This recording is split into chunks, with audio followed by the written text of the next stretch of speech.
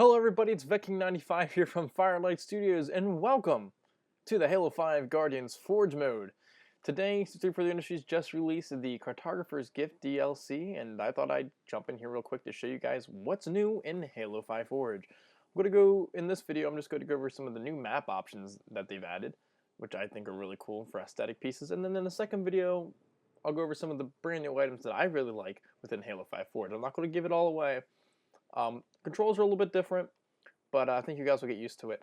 Also, sorry if I sound a little bit different. I'm at home for break. My actual microphone's broke, so I'm using Apple earbuds to record this. And also, I apologize for running this in 30 frames per second. I just got the Elgato HD60, and my computer, being a Mac, it's crappy. It's a MacBook Pro, but it's nowhere near where it needs to be. Can't handle 60 frames per second, which I tried recording this video twice before. So, with that being said, let's get right into this. So obviously you can already see just from the interface some things are different. You have objects, groups, scripts, effects, light maps, collisions, and physics to contend with as far as percentages. But if you hit X, if you're using like the Halo 4 controls like I am in Halo 5, you will see map options. If you click on this, you have a couple really cool things, and this is what I'm going to go over first, and that would be lighting. For the skybox, it starts out with Sirius, which is the current lighting scheme that we have right now. If I hit Sunset, and I exit out of the menu, we get something really cool. It's one of my favorite things in this entire new Forge mode. We actually get a Sunset Vista, which is wonderful. So, and it's not the only thing that does it. Also, you can do a quick save by hitting the back button, or the options button, whatever it's called now. So that's really cool. No longer have to open up a menu to save. So let's go back into map options, and I'll show you the other one. It's called Overcast, which pretty self-explanatory. What is Overcast?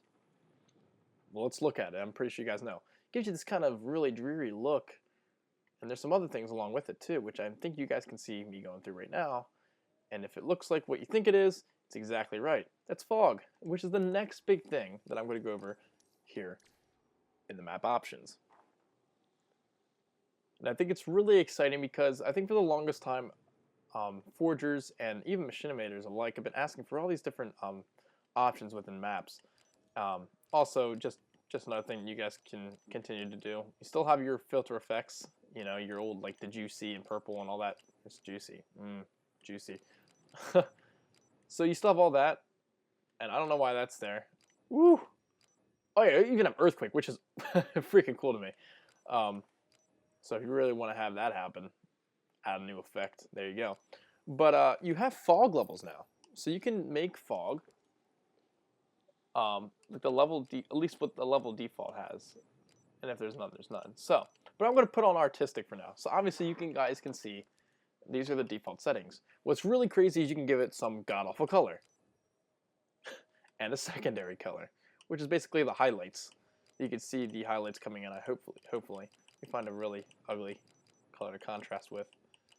You just got to get some really dumb colors.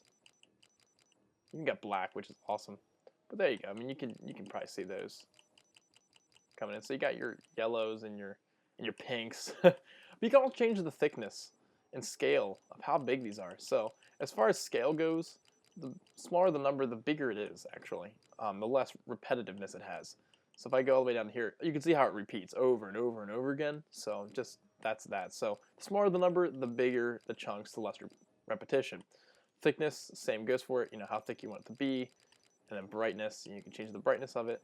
I actually really like the dark, especially if you do black. This looks awesome.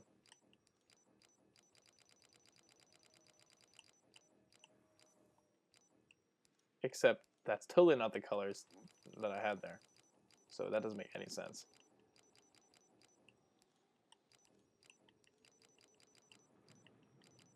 But yeah, so you have all these options for fog. Sorry for giving you guys eye issues, but that's what you get with the new Forge. I'm not saying that's what you guys get, but oh, I guess that's a blue. I'm colorblind, so this is really difficult for me to differentiate some of these colors. We have all these different color options, which is really cool. But another thing that's really awesome is you have these different fog options. You have puffs, galactic, which is kind of a mixture of one of my favorite ones. You have this gritty type of fog, patchy, fluffy, soft, spotty. My absolute favorite is Starfield. It gives you this star effect. So especially if you put it on like if it's white. Gives off this really cool star field effect. Seems like, it looks like you're running through a field of stars, which I absolutely think is awesome. Yeah, you can also change the brightness. There you go. So look, it's snowing now. So now you can make snow in Forge if you really want to. You can also make distant fog. That's like the stuff, yeah.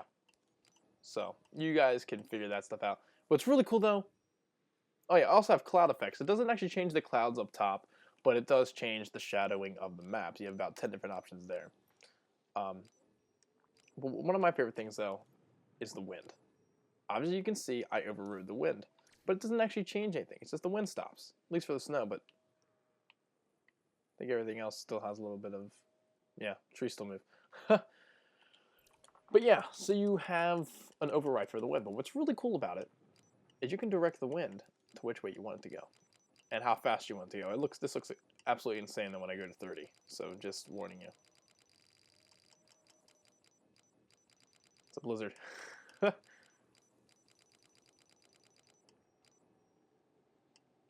It's a freaking blizzard. So that's what's really cool. And then now you also have these reference colors for different objects that you forge, which is awesome. Sorry about that, a little bit of an interruption.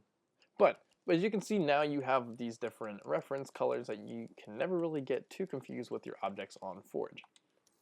So you also can enable magnets now. You can change the magnet strength to about like 20 feet, monitor speed. You can just change your HUD. As you can see, it changed a little bit. You can be advanced, so obviously you don't need all those different menus if you really know what you're doing. Display boundaries and stuff like that. Snap rotation, directional, world, snap, pivots, your types, your cinematics, your game modes that you're in, player types, all that fun stuff. So you can do that in Forge, and that is a quick overview of the map and tool settings within Forge. I'll see you in the next video. We'll go over some of my favorite objects that they've added into Forge.